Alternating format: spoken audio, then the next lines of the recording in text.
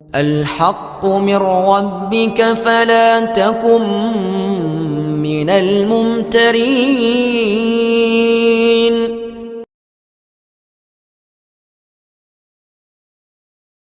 Dukun dakwah Al-Haqqu TV, pembangunan asrama, panti asuhan dan pondok pesantren Al-Haqqu, serta pembangunan Masjid Islamic Center Al-Haqqu.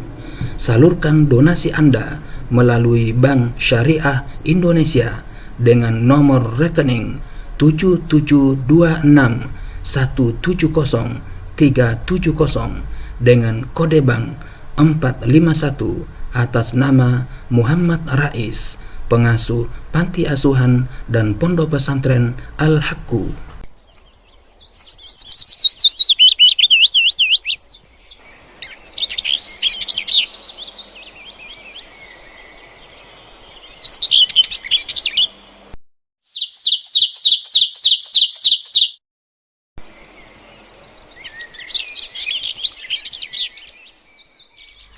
Bismillahirrahmanirrahim.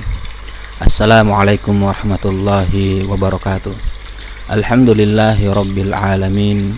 Wassalatu wassalamu ala rasulillah Muhammadin wa ala alihi wa ashabihi ajma'in, amma ba'd. Para sobat Al-Haqqu TV dimanapun Anda berada, alhamdulillah kita bersua kembali dalam rangka melanjutkan pembahasan Kamus Al-Quran, rujukan lengkap kosakata dalam Al-Quran. Kali ini kita telah sampai pada kosakata yang ke-40 ke-41, yaitu ajal. Ajal bermakna akhir tempo pada kematian, waktu pada kematian, atau saat pada kematian. Batas waktu membayar utang atau tempo sesuatu.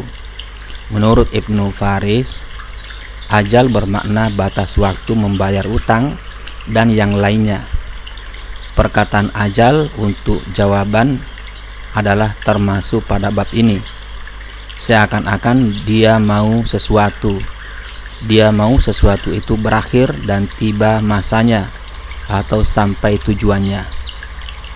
Bentuk jamak ajal adalah ajal, manakala al-ajil, sedangkan al-ajil atau al-ajilah bermakna yang ditangguhkan atau yang ditunda. Ia merupakan lawan al-ajil, al-ajilu atau al-ajilatu bermakna yang didahulukan atau yang dipercepat.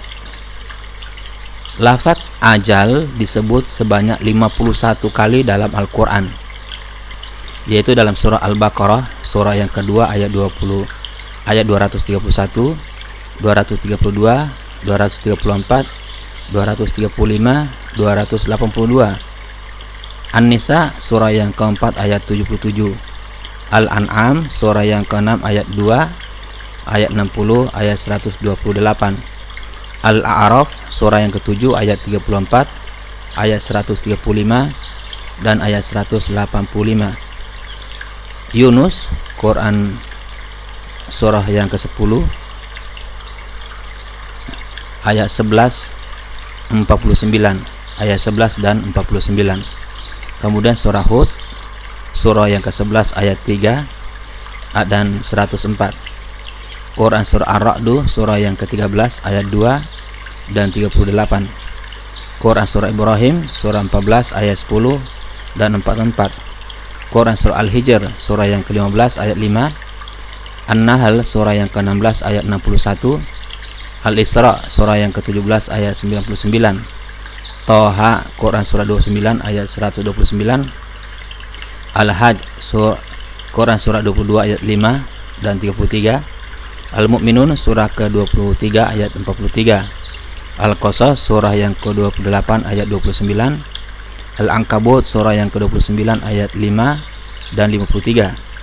Ar-Rum surah yang ke-30 ayat 8. Luqman surah yang ke-31 ayat 29. Fatir surah yang ke-35 ayat 13 dan 45. Az-Zumar surah yang ke-39 ayat 5 dan 42. Ghafir surah yang ke-40 ayat 67. Asy-Syura surah yang ke-42 ayat 14. Al-Ahqaf surah yang ke-46 ayat 3. Al-Munafiqun surah yang ke-63 ayat 10 dan 11. At-Tolaq surah yang ke-65 ayat 2 dan 4. Nuh surah yang ke-71 ayat 4. Dalam kitab-kitab tafsir, ajal mengandung beberapa pengertian. Yang pertama, ia bermaksud tempo hidup atau waktu hidup dan matinya seseorang ditetapkan oleh Allah di Lauh Mahfuz. Menurut para ulama, manusia mempunyai dua ajal. Pertama, ajal dari masa dilahirkan ke dunia hingga dimatikan. Kedua, ajal dari masa dimatikan hingga dibangkitkan dari kubur pada hari Ba'ats atau hari kebangkitan, yaitu di alam barzakh. Ada pula yang mengatakan dua ajal itu adalah ajal di dunia dan ajal di akhirat. Kedua, ia bermaksud tempo iddah atau waktu iddah perempuan, sebagaimana dalam surah Al-Baqarah ayat 231, 234 dan 235. Ketiga, ia bermaksud tempo atau masa tibanya membayar hutang. Yang keempat, ia bermaksud berakhirnya tempo atau masa di mana seseorang itu mengutarakan janjinya, sebagaimana tempat kisah Nabi Musa yang berkhidmah kepada Syuaib 10 tahun atau lebih. Untuk menikahi anaknya, menikahi anak Nabi Syuaib yang terdapat dalam surah Al-Qasas ayat 27. Kesimpulannya, maksud umum lafaz ajal ialah batas tempo atau masa sesuatu perkara, sama saja batas kematian atau batas utang atau batas janji dan lain-lain.